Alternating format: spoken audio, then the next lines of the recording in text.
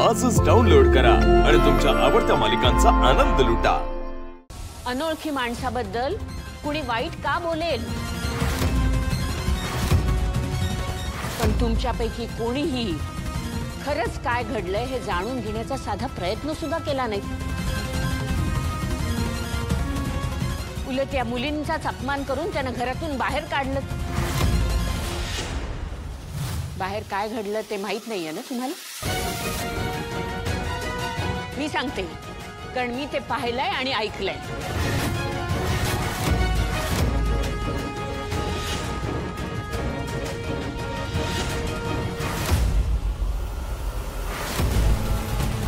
मुंबईत नवीन आहात? तुम्हाला काय करायचंय?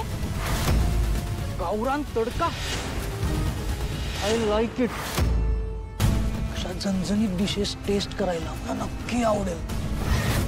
तुझ्यासारख्या दोन जरी आल्या ना तरी याची जी मजा आहे ना ती कोणातच नाही। तर अरे पैसे दिल मी।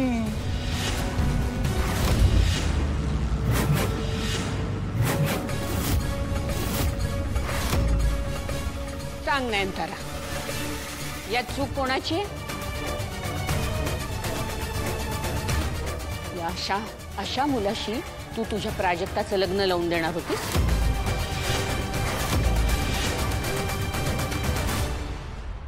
या दोघी मुलींचं म्हणणं ऐकूनही घेतलं नाहीत तुम्ही। त्या साध्या आहेत, गरीब दिसतात म्हणून त्यांना हिणवलत, त्यांना घराबाहेर हाकललत। योग्य आहे हे? दोन्ही बाजू ऐकून न घेता थेट निकाल देणं हे आपल्यासारख्या शिकल्या सवरल्या समजूतदार लोकांना शोभतं का?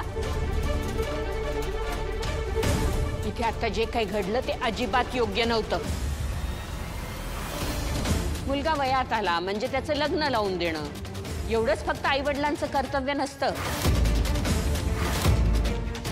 तर मुलांवर योग्य आणि चांगले संस्कार करणं हे सुद्धा आईवडिलांचं काम असतं। आणि मुलीच्या आईवडिलांपेक्षा मुलाच्या आईवडिलांची जबाबदारी जास्त असते, कारण ते एका मुलीला तिच्या घरातून आपल्या घरी घेऊन येतात सून म्हणून। त्या घरामध्ये तिला कसलाही त्रास होऊ नये, आपण आणि आपल्या मुलांनी तिला सन्मानाने वागवावं ही त्यांची जबाबदारी असते। रागिणी, कुठलाही निर्णय घेण्यापूर्वी हे कधीच विसरू नकोस की तू महाजन घरची सून आहेस। या प्राजक्ताच्या बाबतीत काही चुकीचं घडलं असतं तर ती जबाबदारी कोणाची होती? यापुढे कुठलाही निर्णय घेताना शांतपणे 100 वेळा विचार कर, आणि जी जबाबदारी झेपणार नसेल ती उचलायला जाऊ नये माणसाने।